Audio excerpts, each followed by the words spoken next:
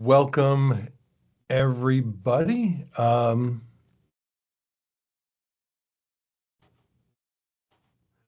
Yes, think ma'am. we're right Please go on ahead. time. So, Somnath, out of respect for everyone's time, even though we only have a few people attending right now, I think we should just go ahead and start. Is that okay? Yes, Okay, please. so welcome to sales training for non-sales people. My name is Dan Rust, and we'll cover those details here in just a moment. This program is sponsored by Infopro Learning. So this is the one slide where I'm basically singing for my supper or paying the bills. So Infopro Learning has a broad range of leadership development and commercial development programs. You see them on the screen here. They're available in both on-site instructor-led and virtual instructor-led versions. I am not a facilitator of these programs. We have a team of global facilitators. So we deliver these programs around the world, deliver them off the shelf, deliver them customized specifically for clients. And so that's my brief Info Pro Learning commercial.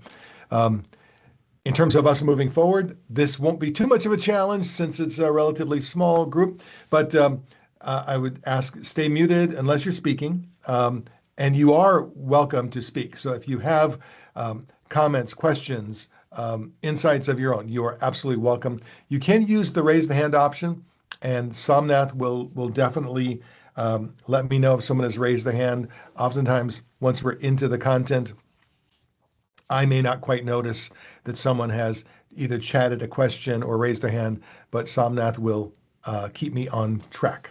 And we don't actually have any polls, but we do have some chat activities coming up. So I would ask that you participate. In fact, you will, if we end up with only three people, you will have to participate. So it'll be a mandatory requirement. So again, use the chat to make any comments or questions that you might have. And Somnath, I just tested the system. The document that I forwarded to you to share with all of the attendees, we don't need to share it right now, but it's going to be coming up soon. Sure. And the system does not allow me to share documents for some reason. All right. So if you could be All ready for right. I'll that. share it. Yes, please. Okay.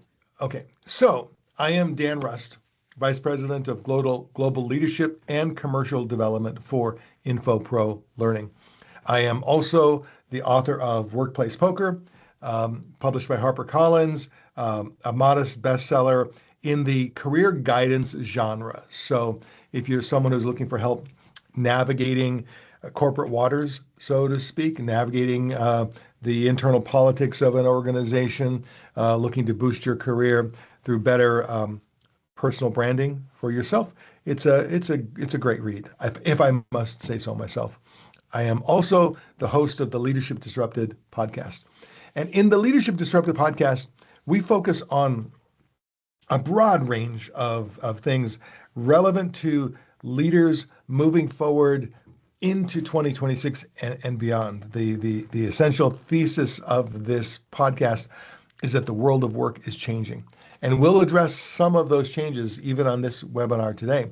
And with the world of work changing as rapidly as it is and in such significant ways, old leadership models, old leadership playbooks, and in fact, old sales playbooks are producing fewer and fewer results. And so we're going to be addressing today how some of the old habits, old approaches to selling are producing less and less in terms of productive results.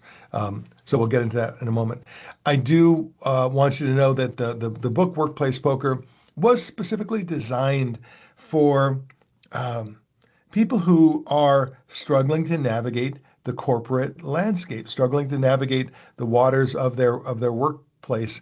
And it's designed to be a very, very practical read. It's based upon real world stories, real world experiences, real world practices that genuinely can help. And that same sense, the reason I'm bringing this up is that same sense I'm applying to this webinar because I was thinking about how, for people who are signing up to a webinar called Sales Training for Non-Sales People, what's likely to be the typical person who is joining in on a webinar like this, and what kind of practical guidance or advice do they need? And I've tried to infuse that into what you're going to be experiencing over the next approximately 55 minutes. And so what I'd like you to know is I have sold. I have had many periods of my life where I depended upon my success in selling for a living to put food on the table. My original, and I promise you, this won't be a long story, but there's a story here that is relevant to today's program. My original professional focus was on nuclear engineering. I went to school, I joined the military, was a nuclear engineer aboard a Navy fast attack submarine, served for 6 years. My career plan was to get out of the military and then transition into the civilian nuclear industry, and all was happily on track until some of you perhaps are old enough to remember the phrase 3 Mile Island. When 3 Mile Island occurred, the entire civilian nuclear industry came to a standstill. And so when I left the military, nobody was hiring. There just, and even if I had managed to land a job, it was not going to be a job with any growth potential to it. So I did what many of us end up doing. I didn't choose a career in selling. It was thrust upon me. I was in San Diego, California. I needed a job. I just spent 6 years in the military, so I had no sense of how, and I was relatively young, early 20s, no sense of what I could do. There was no career guidance, career coaching. So I ended up selling stocks, bonds, and financial services as a stockbroker for a company called Stewart James Investment Bankers. I went through the effort. I got my Series 7 broker's license, did relatively well. However, my personality is not the personality of a salesperson. I don't really like selling. I don't enjoy selling. And in particular, in this environment, if you've seen, there's actually a movie called Boiler Room or The Boiler Room. It was very much like that. It was not a great experience, other than I took away from that experience learning a lot, and we'll reference some of the lessons here. But I just want you to know that I spent several years as a stockbroker.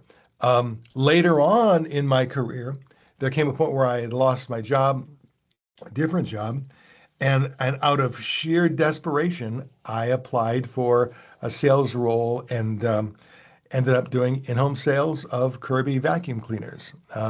I would definitely not call it a career highlight, but it is the grittiest sales work one can imagine. I've sold corporate finance services, quite a bit more high end in terms of, I worked for GE Capital and sold corporate finance services. I sold corporate training programs.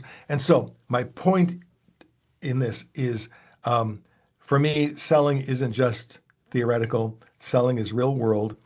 And I also understand the dynamic that many of you attending this program perhaps have not chosen selling as a career, or selling has been thrust upon you, where within your business, someone has come to you and said, "Hey, we need the engineers to step up their persuasion game, or we need you to be a better presenter," or in some other way, selling may have been thrust upon you.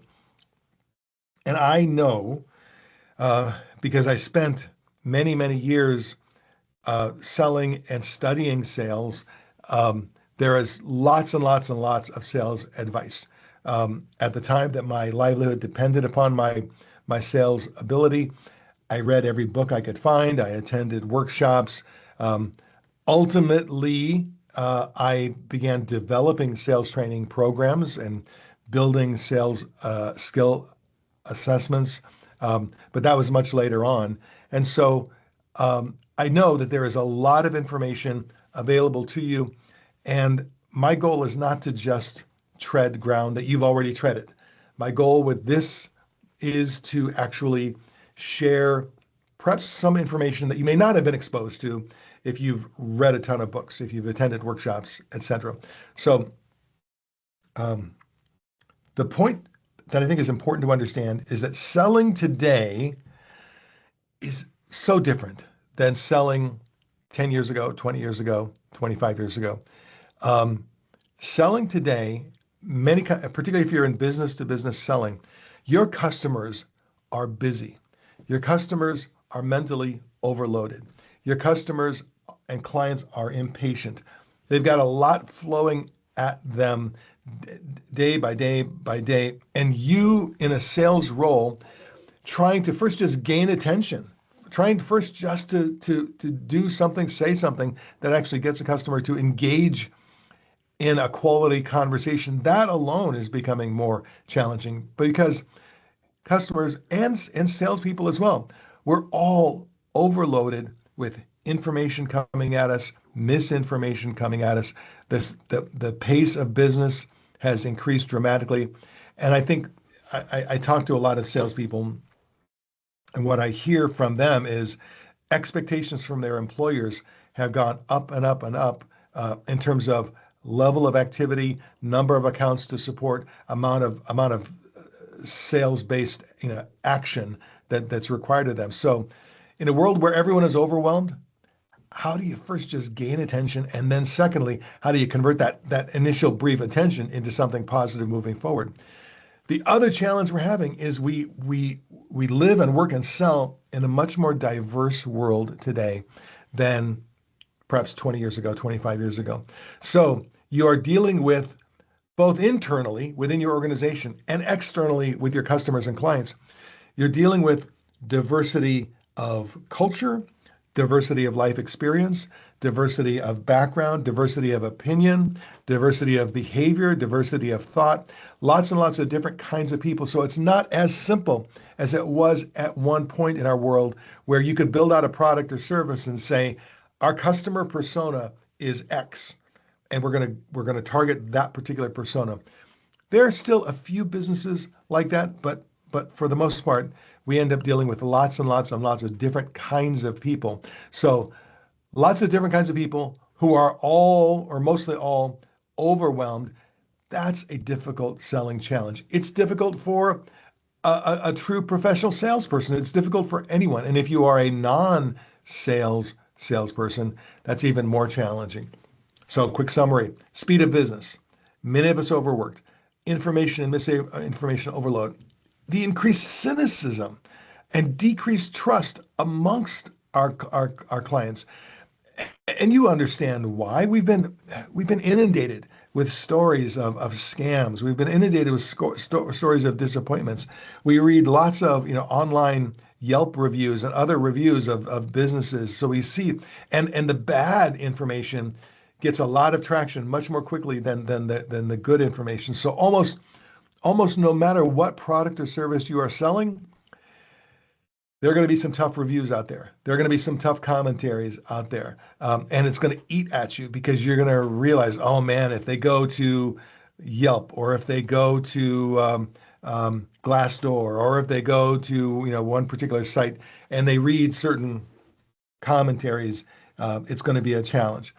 It's something we're all facing because again, the difficult reviews get a lot of traction. The beautiful positive reviews, it's just the nature of the algorithms that we're working through in social media. They just don't get as much traction. They don't get seen by as many people. So over the course of the last 25 to 30 years, as I have both been a salesperson, as we mentioned earlier, and a sales manager and a sales trainer and a developer of sales training programs, I have been continuously researching and validating what does it take to sell in today's world. And I've been asking that question for over 25 years. Now, the answers 25 years ago were different than the answers 10 years ago, or different than the answers today.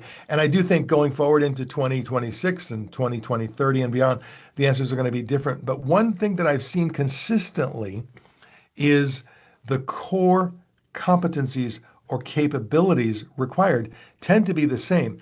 How those competencies actually show up, like the techniques for achieving each of these areas, have been evolving. So what it took to build rapport with a prospective client 25 years ago, those approaches don't work nearly as well today as other approaches that some people are using. Now, we have perhaps 45 minutes together right now. Lots of content related to all of these competencies. In fact, as I mentioned at the beginning, Infopro Learning offers a lot of courses. Infopro Learning has courses on every one of these 20 competencies. So if someone comes to me and says, hey, my team just needs training on presenting benefits, there's a specific course package with just that content. So there is hours upon hours upon hours, days upon days of content related to these programs. So I said to myself, what do the folks joining this webinar, what are they likely to benefit from the most? And I made some selections from not all of these programs, but a variety of these programs. So you're going to see in the next 45 minutes kind of a patchwork of specific skills, techniques, insights, some perspectives and opinions that are sampled from these programs. But you might find yourself wondering, well, okay, that's nice, and hopefully Dan has selected some things that are highly relevant to me. But how do I really know? Well, we have a program called, or a product called the Professional Selling Skill Map Assessment. And for those of you who have joined this webinar, if you reach out to Somnath and just ask and just request this, just say, hey, can I get a personal link for the Professional Selling Skill Map Assessment? We will, at no cost to you, we'll send you the link. And what you'll receive is a link to an assessment. It takes about, if I remember right, because it's been a while since I've taken it, it takes about 12 to 15 minutes to complete. You answer a bunch of questions. You end up with a graph that gives you your strengths and your development opportunities. Also, Somnath, this is the point at which I would like you to upload that competency model document that I forwarded to you. So if you just want, for your own notes or your own purposes, if you just want a document that lists these 20 competencies with a brief description of each of them, Somnath is going to upload that. You are welcome to download that and have that for your reading pleasure. But I would encourage you to reach out afterwards and just ask for a personal link. Somnath, you will just collect up the names and emails, and after a few days, deliver a file to me of the names and emails. I'll upload them into the system. It'll send them out to everybody. They're in all likelihood, I can't guarantee this, but I think in all likelihood, there won't be any sales follow-up. This is not a come on for you to give us your email address, because we already have that. Since you registered for the webinar, we have your name, we have your email address. So if we want to find you, we will find you for sure. Instead, this is purely an offering, and it's throwing Somnath for a bit of a loop, because I just decided about 10 minutes ago that I thought we should do it. I thought it would make sense. So now to the actual content. If I was talking to a group of non-salespeople, people who didn't choose a career in selling, in fact, may even be itching to get out of selling when they can, but for the time that they're within a selling environment, they're required to do well as a salesperson. If you can imagine, I can feel your pain if that's your situation. I was an engineer. The last thing I wanted to do was sell. The whole thing just was an anathema to me in terms of a possible career choice. But in desperate times, call for desperate measures. And so in desperate times, that's what I started to do. And one of the things that I learned early on is that in all selling, there is a bit of theater. There is a bit of showmanship. And it took me a while to get my head around that the show is as important as the product or service. So, for example, I mentioned I was a stockbroker for many years. I saw many stockbrokers presenting their recommendations to clients in terms of the financials, in terms of the analysis of the stock analysis of the company, analysis of the market. And all of that was good. Nothing was wrong, except that the most successful brokers took that same information and they added a bit of showmanship. There was a bit of theater to their presentations, a little bit of energy, passion, excitement. And so I'm not asking you to be someone that you're not, but it is important to recognize that in addition to hitting all the proper elements in terms of product features and benefits, getting your presentation right, there is a bit of showmanship, particularly if you're selling virtually, but also face to face. So, and that showmanship lends itself to a perception that clients have, whether you are someone with gravitas or you're what some people call an empty suit. What I mean by an empty suit, that's the salesperson who isn't really a deep subject matter expert in their products and services, is essentially a walking, talking catalog where they just show up and basically they verbalize what's in the catalog, or they verbalize what's on the PowerPoint deck, or they verbalize what someone else has written for them. And I am going to suggest that in today's world, it's absolutely critical that you not be an empty suit, that you, in fact, become a deep subject matter expert. I don't know what products or services any of you are selling, but as a sales rep, simply being a verbal catalog, it's just a career killer. Now, I suppose it's possible that you may work for an organization, because I know there are a lot of them, where they tell you just follow the presentation, just do what you're told, say the words that you're told to say. You don't have to be a deep subject matter expert. You just have to say words. Say the words that we tell you to say. That would not be my guidance. My guidance would be, even if you are following a very rigid script or saying the words that you're told to say, your lack of deep subject matter expertise is going to show in one way or another. And it may never be said to you, but there is something that happens. And think about it for a moment, from when you're the client or customer, when you're on the receiving end of salesmanship, or a salesperson doing whatever they do, every now and then someone sticks out. Every now and then somebody makes an impression that's a lasting impression. I call these people red crows. There's something about them. And usually it's some combination of the way they look, the way they talk, the depth of their knowledge, how they show up in terms of physical appearance. If it's virtual, there's something about, just take a look at, my lighting and my background and my sound. There's thought behind every bit of that. It's designed to grab and keep attention. And so ask yourself, what is special about me when I am presenting to a client, when I'm engaging with a client? What red crow aspect is there to how I show up versus how others show up in the workplace?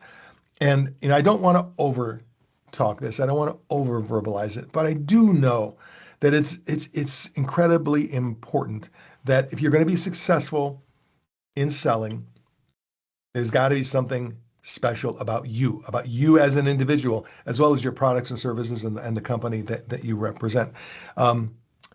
So with that said, we're going to move into the principle of self-interest. Your clients and customers will do what they do in their own self-interest. Nobody's going to buy because it's right for you, or nobody's going to buy as a favor to you. Now, maybe on rare occasion, you might sell to a family member or a friend, but broadly speaking, you don't build a career selling to people who are just selling because they like you, as important as it is. So recognizing that self-interest is the primary driver of most client and customer activity, influencing those clients is not about convincing them to want what you want them to want. It's not about convincing them to do what you think they should do. It is about helping them get what they want. So, as an example, if I am dealing with someone who is in the procurement department for a large business, and procurement is controlling the selling cycle, even though the end customer is somewhat hidden from me, because procurement is representing the purchasing function for a particular engagement, whatever it might be. I have to understand what drives the self-interest of that procurement person. And it's not just that they want to satisfy their internal client. Oftentimes with procurement, at least in my experience, they have their own interests. They have their own drivers in terms of control, consistency, not making mistakes, looking good to their boss or to their multiple stakeholders. But whoever your customer is, understand it is self-interest that drives their decisions. And you, generally speaking, can't build a really successful sales career trying to change people's self-interest. You're going to be much more effective if you just assume people's priorities and self-interests are what they are, and I need to fully align with what those self-interests are, as opposed to I'm going to get them to change their mind. They're currently thinking their priorities are this way. There's a program called the Challenger Sale, or a training program called the Challenger Sale, and the essence of that training program is that you can change customer mindsets. I'm not going to say it's not possible. It certainly is possible. However, you're going to be much more successful if you get your head around who is your target customer, the customer whose needs reflect your product or service as it exists, and you spend the vast majority of your time and energy talking to the right people who currently have those needs and realize that they have those needs, and they're looking for solutions aligned with those needs. That's where you're going to build a serious base of clients or customers. Over the years, I've spent a lot of energy trying to change people's minds, trying to persuade people to think differently. Yeah, and it's possible, but I am firmly convinced in today's world and going forward, clarify what the persona is of your target audience, find that audience, and then make a match with them. Listen to them very carefully, ask them what their priorities are, ask them what they're looking for, and then align 100% with exactly what they're looking for. And I know that sounds logical. What you're going to find, though, is there are lots of people out there who don't align fully with your particular product or service. And you feel the urge to persuade them to think differently. And I get that urge. You may even get that pressure. This is one man's opinion. Just because your sales manager says, well, we'll explain it to them this way, or because your sales director says, hey, did you make sure they understood how this feature can help them do this other thing, whatever that is, even though it's not a thing that they prioritized, not a thing that they're looking for. Sales managers, sales directors, sales VPs, they're driven by volume. They just want you to make the sale. They just, and I'm not criticizing that. I'm saying that focus on the self-interest of your client and align with that self-interest. And the client is always asking, consciously or not, you've probably heard this phrase before, what's in it for me? WIIFM. What's in it for me? They're asking that consciously or not. And so, of course, if you start with asking questions, Mr. Jones, Mrs. Jones, tell me what prompted your interest. Tell me what prompted you to come in today. Tell me what prompted you to accept this phone call or to set this appointment. What's what's on your mind and what are you looking for? And then ask questions to clarify and bubble up exactly what they are looking for. Again, the only reason I'm spending maybe a little extra time on this is because, and maybe this is my engineering background, but when I've just seen what happens when a salesperson starts to put energy into persuading someone to think differently. Oh, you said you only want American made. Um, well, let me explain to you the benefits of buying from Taiwan or whatever. If someone has decided in their mind they only want American made, or vice versa, if someone has said they only want products or services that are in the Apple universe, or whatever, again, whatever they say to you, rather than persuade otherwise, simply align with that. And there may be occasions when, as they explain to you, here's what we're looking for, here's what's important to us, here are our priorities, you may say to yourself, well, this is going to be kind of tough because my product or service doesn't really align with that. I think the best advice you'll ever hear is move on. If you're not a good fit, stop trying to be a fit where you're not a good fit.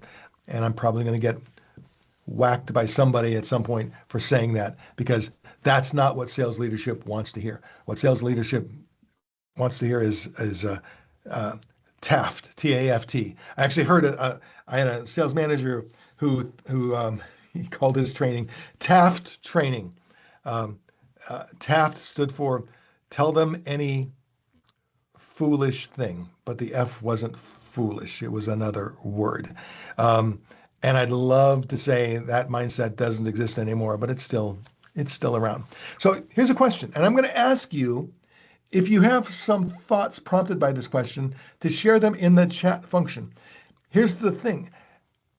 If we're focused in on their needs, sometimes we can get kind of judgy about their needs, about their self-interests. And if you get judgy about their self-interests, consciously or not, you will be selling against yourself. You're going to be thinking at cross purposes to aligning with their interests. So, if I have a client who is expressing a particular need or interest or set of priorities, I'll give you just one quick example. If a client says, for us, it's all about price. Right now, we're going through some tough times. We just need the most cost-effective solution. Instead of trying to change their mind, I would actually ask questions to clarify what they mean by the most cost-effective solutions. And then I know my job is to align my product or service or offering, whatever it might be, in a manner where it is clearly the most cost-effective solution. Not to judge that, not to say, well, are you more focused on price or quality? Are you more focused on price or speed? You can have speed, quality, or low price, and you have to pick one, or you have to pick two: speed, quality, low price. Pick two. You can't have 3 out of 3. You can only have 2. Really? You know what? In today's world, you can have all 3. That is the thinking. That's the mindset of today's customers. They can get the quality they want with the speed and timing that they want, and they can get it quite cost effectively. If that's what a client is looking for, align with those interests. If you find that you can't align with their interests consistently, you just might want to rethink how you're doing things. So I'm gonna pause for a second. It'll give me a chance to take a quick drink, and just to see if that whole diatribe, particularly if you disagree. If you disagree, I would love to see a comment that says, well, no, I think about it differently. Or if you agree, that's fine as well. Or if it prompts some other comment. And if we're silent, that's okay too. I learned a long time ago to perceive silence on webinars as stunned awe. So I'm just going to visualize all of you out there in awe of what you're hearing, stunned by the insight, stunned by the awareness. And I'm going to give it 5 more seconds. 3, 2, 1. Okay. Did I hear someone say something? Or was that No. accident? Okay, that was all right. So um, here's a thought. For professional salespeople in today's world, there are no little lies. There's no hedging. There's no shaving the truth. There's no spin. There is simply the truth. And this can be a hard statement to swallow for some salespeople because I know more than a small number of salespeople who do a bit of shading of the truth, who do a bit of hedging, a bit of skimming, a bit of shaving off the rounding the corners. And yet, I do believe in today's world, because clients and customers are so cynical, they're so doubtful, it's so difficult to earn rapport and trust with them that you have to start with a fundamental foundation that you can be counted on to tell the truth. It may be that for the 10 or 20 of you who are on this webinar, that's not controversial at all. I hope that's the case. If you find yourself having to consistently shade the truth, because most of us don't just outright lie.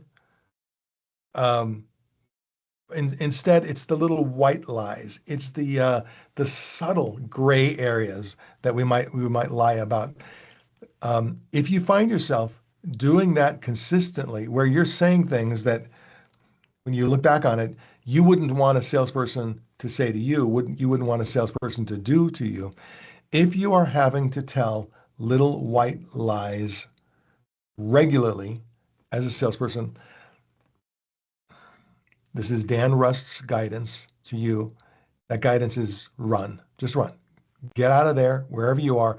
Go find if you're go find a different sales role, because if you represent a product or service that you regularly every day have to spin, as opposed to simply saying, this is what we do, or this is what we are, this is what our product is, this is how we work, and simply explain truth. If you are having to spin every day, it will erode you. It'll erode your psyche. It will hurt you long term. And so, and I say this knowing full well that there are still plenty of organizations that require their salespeople to do the tap dance, to put on the spin, the less than authentic show. And the only way those are going to go away is if they simply can't find salespeople to do that. But they will always find a ready batch of people who need a job badly enough that they will tell their white lies. When it comes to building rapport, there are six primary drivers of that feeling of connection that you occasionally find yourself having with people. Those are compliments, cooperation, humor, charm, physical pleasantness, and similarity. And I want to mention two of these. When it comes to physical pleasantness, my instinct whenever I see the slide is to take that one off, because it just feels wrong. In today's world, it feels wrong to say, well, physical attractiveness does contribute to a sense of rapport. But all of the research tells us that is true. Now, not every one of us is a supermodel or a hunk with 8% body fat. And, we all have varying degrees of physical pleasantness. But what I like to tell people who are in sales roles is it's important that you do as well as you can with what nature has given you and what time has allowed you to keep. So that's it. What nature has given you and what time has allowed you to keep, do what you can with that in terms of grooming, in terms of manner, in terms of dress, everything that you can do. back to the very first slide, there's a bit of theater in salesmanship, and it's important that you recognize how you show up physically is a part of that theater. So that's all I wanted to say about that. The other thing that I wanted to mention of these characteristics is similarity. We all tend to like people who are like us. We all tend to align with people who speak with our pace, who um, who laugh at our jokes, who have a cognitive style that's similar to ours. So, me being an engineer at heart, I really align well with salespeople who have a logical process of communication where I can connect the dots, where it feels like there's logic behind it. Now, that's not true for everybody, and so but I recognize when I connect with somebody when they're selling and I'm on the buying end. And so there are lots of ways that you can create similarity with your clients and prospects. And it goes back to that first question. Tell me what brought you here today. Tell me what caused you to want to be on this webinar call, or not webinar, but this virtual call. Tell me, what's driving your openness to having this meeting or your openness to engaging with me. And then listen very carefully to their response. As they respond, now some people respond very openly right away. They just spew.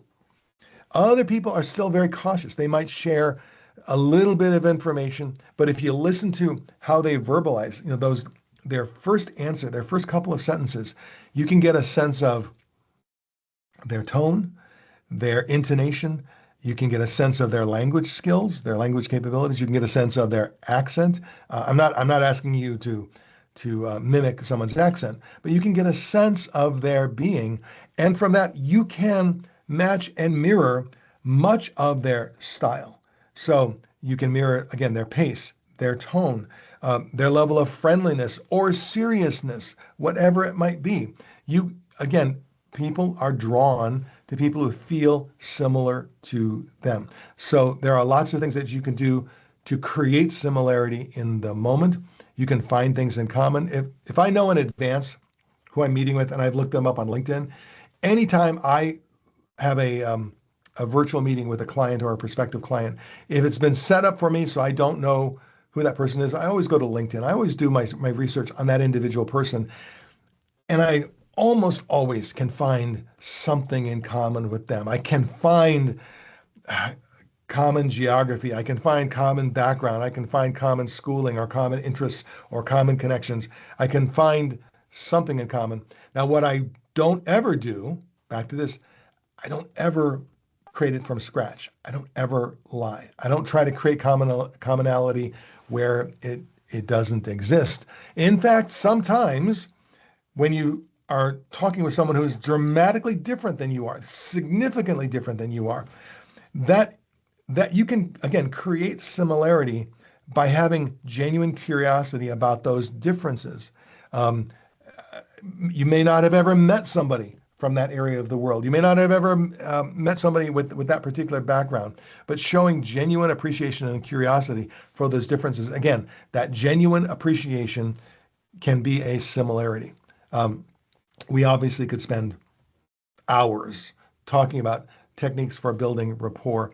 I'm going to mention humor coming up in just a couple of slides because humor is it's a very subtle skill set, but I know on every client interaction that at some point I've got to get them smiling. At some point we have to have a light laugh about something. I may end up making fun of myself or making fun of the situation, or I just find something to make lighthearted commentary over, and I'll come back to that in just a minute. So that's human rapport. And with this, let me say, as a non-salesperson who has been given sales responsibility or has sales responsibility, this may be an area where you have a lot of room to grow. This may be because what we are used to, if we in the non-sales world, we're used to connecting with some people, and not connecting so much with others. We're used to aligning and being friendly with some, not being friendly with others. We basically just go throughout our social world, either naturally aligning and connecting or not. In a sales role, it is part of the job to connect with people where you don't have those natural similarities, where you have to have a created connection with them, a created similarity. Not created meaning false, meaning you've put a little bit of proactive work into finding something similar. Your interest in their needs absolutely builds rapport. If I ask somebody what brought you in today or what's on your priority list, what's most important to you, and I not only ask that question, but if I ask two or three follow-up questions, what I mean by a follow-up question is someone says, "Well, we've had some tough times with our current products, and we're looking to find something that's more reliable." If that's what they say, and I pick up on that and I say, can you tell me a little bit more about some of the tough times that you've had or some of the challenges that you've had? Picking up on something that they've said and asking a follow-up question and then listening again and picking up on something that they say and asking another follow-up question, almost like taking a branch from a tree that has several leaves on it and pulling those leaves off of that branch, where you follow that line of thought all the way to the end, where you're asking follow-up question upon follow-up question, where everything links to what's been said previously. It's an amazing interviewing technique. It tends to draw the other person into the conversation in a way where they weren't expecting to be drawn in, because everything is based on what they just said.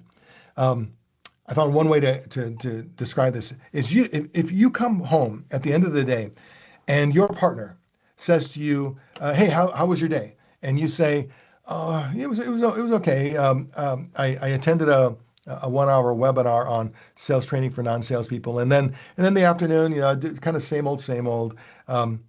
If that partner says or responds to what you just said and says, "Well, tell me about the webinar.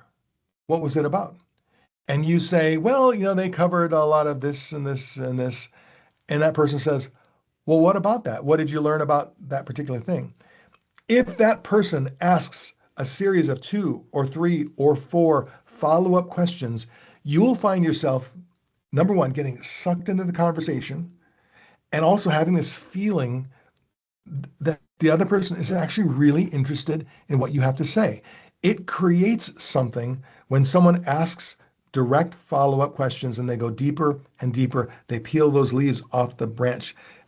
If you've ever experienced it before, you know what I'm talking about. Now, contrast that. You come home at the end of the day, your partner says, "Hey, how was your day?" And you mentioned that you'd gone through this webinar, and then the afternoon was kind of same old, same old. If their very next question is, "Did you remember to get milk from the grocery store on the way back?" Perhaps not intentionally, but what they've communicated is they're not actually that interested in what you just said. And so maybe we're not that obvious, but a lot of times in our asking of questions, when we say to someone, "Hey, what brought you in today?" or what brought you to this conversation? And they give us an answer. And then our next question is sort of disconnected from what they just said. It's maybe logically the next question, like, well, have you defined a budget, or do you have a timeline, or are you the only person involved in the decision? Those aren't bad questions, but because they're not really connected to what the person just said, they feel very salesy. They feel very artificial. It feels like, oh, you're taking me down a factory line to ask your questions. And so if you come away with nothing today except an understanding of the power of true follow-up questions, asking 3, 4 follow-up questions to the point where you've pulled all the leaves off of a particular branch, like you've followed some topic to its natural and logical conclusion before you move on to the next topic. There's so much power in that technique. And I have found, not just in my professional life, but in my personal life as well, in enhancing my ability to ask deeper questions and to show interest in what the other person is saying, it's very powerful. And also, I end up walking away from those conversations with a much deeper understanding of what's really going on in the other person's mind. And I'll share a non-sales example, and then we'll move on to the next slide. For my direct reports, we have weekly meetings, quarterly meetings, and each quarter we do kind of a performance review. I make those performance reviews two-way, where we cover the performance of the person that's reporting to me, but I also take some time to ask, so how am I doing for you as a leader? How well am I showing up for you? And usually there's a little bit of a wrinkled brow, like they're not sure, well, like what exactly do you mean? And I say, well, in terms of me providing support, guidance, creating value for you, adding value for you, how am I doing? And they will usually share something. And I find that if I listen carefully to what they're saying, and then I pick up, like peel a leaf off that branch, they'll share something. I'll pick up on, something that they've mentioned, and I'll ask a follow-up question about that, and then about that. So if someone mentions a desire to develop more, to grow more in their existing role, or to focus more on what comes next in their role, I'm going to peel that branch off. I'm going to peel those leaves off completely. I'm going to ask them, well, what are your goals? What are your ambitions? What kind of development are you looking for? How would you like to develop? There'll be lots and lots of leaves to peel off the branch. And I know it creates a sense of connection. And also it makes it very clear that I really do care about the topic at hand, the subject at hand. So again, building rapport, building a connection, very critical. And in today's world, not as easy as it used to be. I do think I hate to say this because it's kind of depressing. I think most clients and customers, when they first meet you, there's a bit of a wall, there's a bit of a padding between you. And unless you go out of your way to create the connection, to create the similarity, and it has to be, it's a very subtle set of skills because it has to be relevant. It can't just be nice for the sake of niceness. Being the nicest guy in the world, and I know some salespeople who are the nicest guys in the world, the nicest people in the world. And I do know that while I'm not their therapist, as I observe them and I psychoanalyze them, I can just tell, oh, you have this mental model. Maybe it's subconscious, but you think if you're really nice to people, they'll be really nice to you and they'll buy from you because you were really nice to them. It just doesn't work that way. I don't know that it ever worked that way, but it definitely doesn't work that way today. So being nice is not the same as building rapport.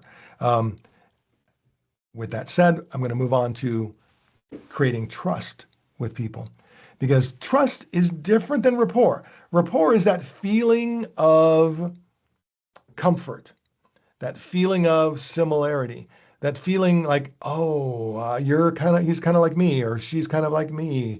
There's that you know what it's like when you connect with somebody or you meet somebody, and there's just something about them where you feel rapport. Trust is different. So you can be on a cruise ship and you can meet lots of people that you have great rapport with, but you don't necessarily trust them to run the ship.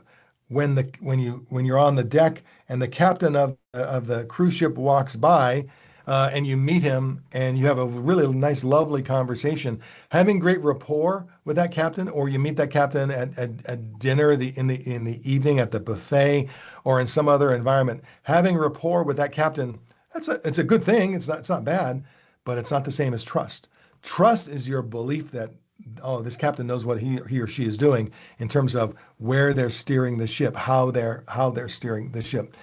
And so these 5 factors that you see on the screen right now: consistency, transparency, competence, empathy, and respect.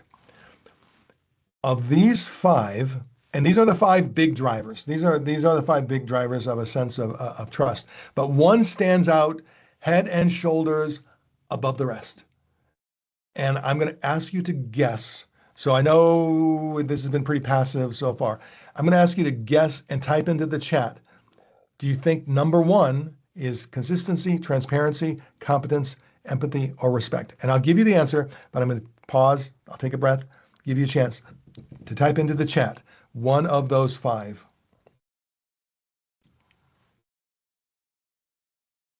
Thank you, Lily. Lily is the first person to start typing. Thank you. And thank you, Sarah.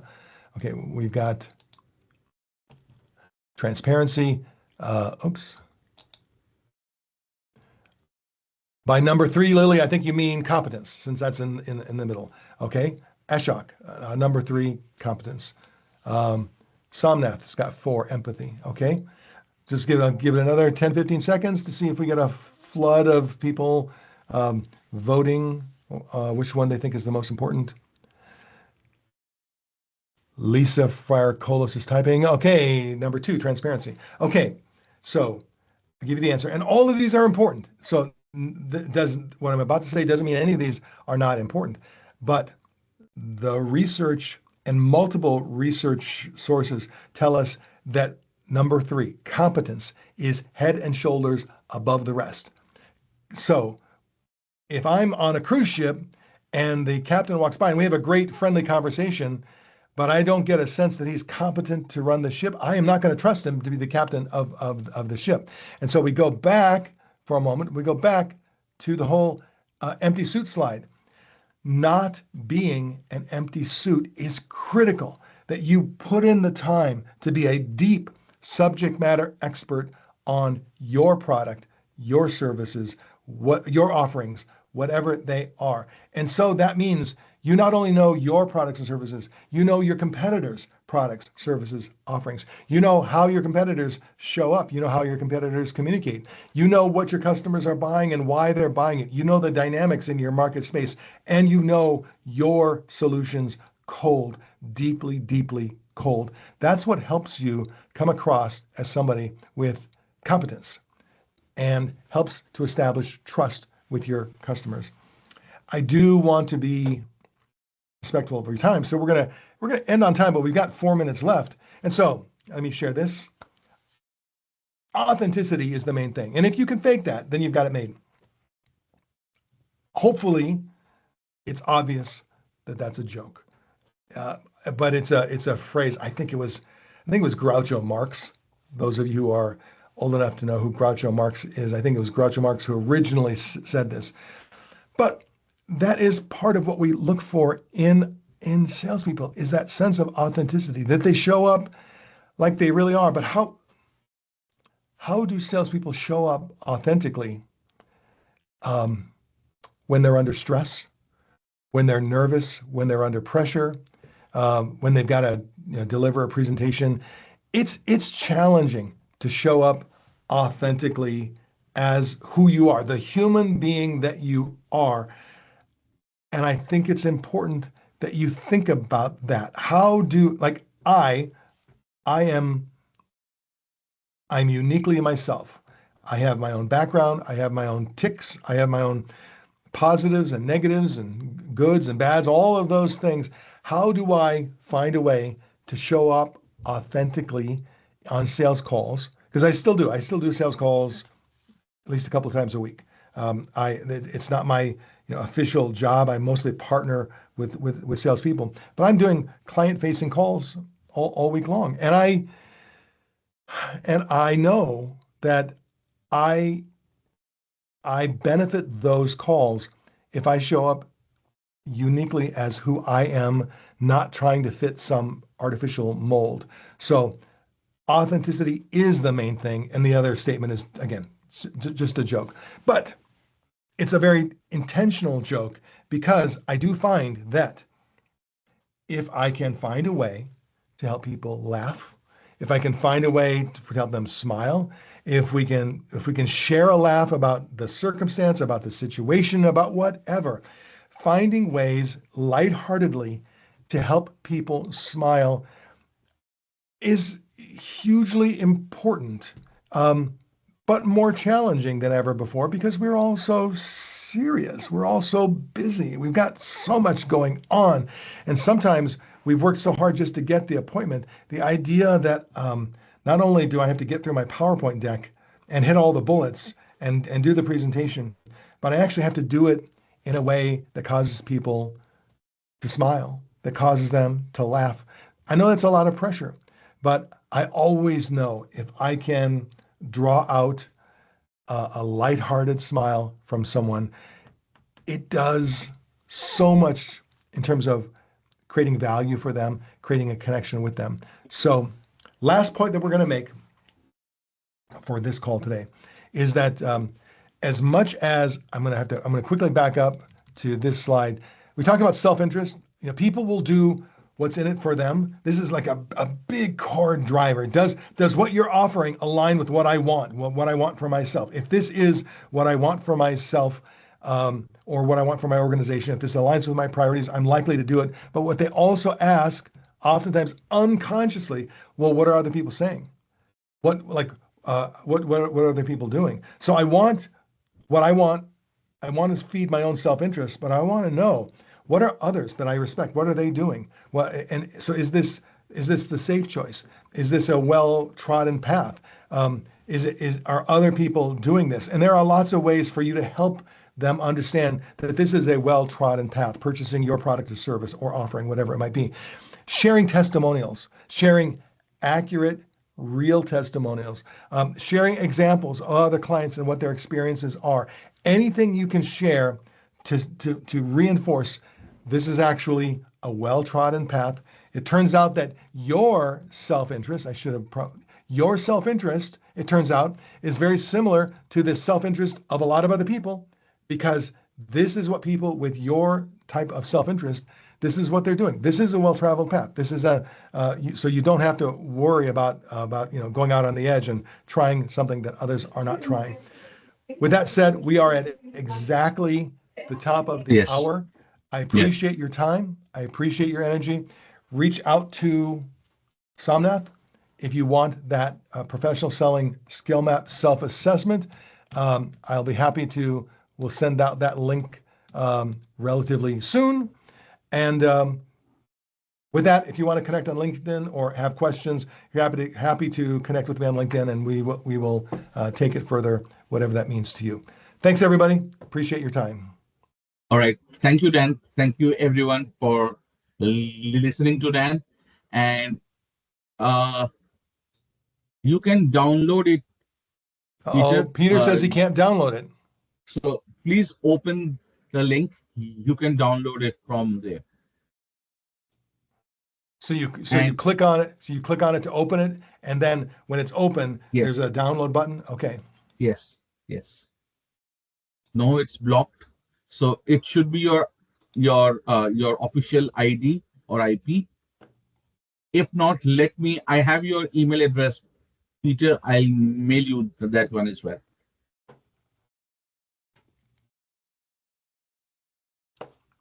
All right, then. Please take care and see you in the next webinar. Then thank you, Dan. Thanks, everybody. Bye-bye.